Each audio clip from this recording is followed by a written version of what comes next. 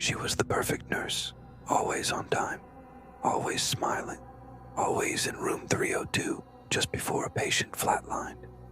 Over 6 months, 14 patients died on her shift.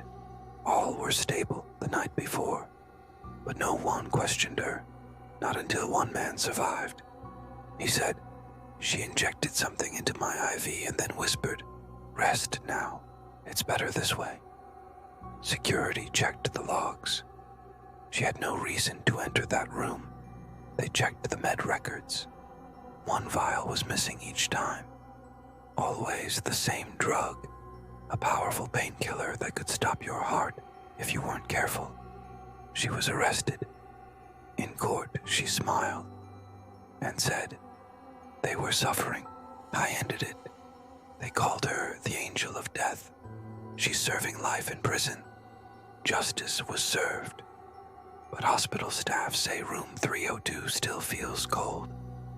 Now, this case is a true story, but there are parts that we have to address, because while the story is all too real, some details aren't exactly accurate.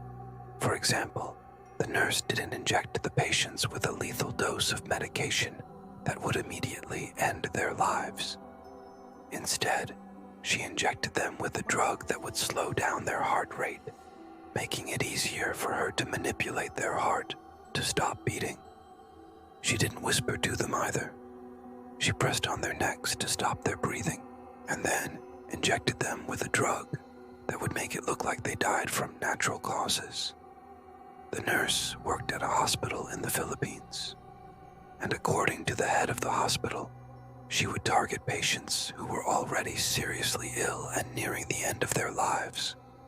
After injecting them with the drug, she would wait for them to fall asleep and then manipulate their breathing to stop.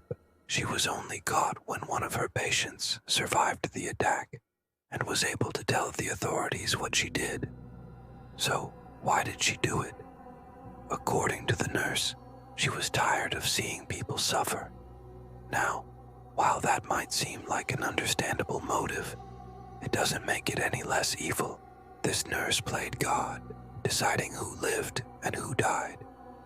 And it wasn't until one of her victims survived that she was finally stopped. I'm from DarkCase Files. If real stories like this give you chills, subscribe for more.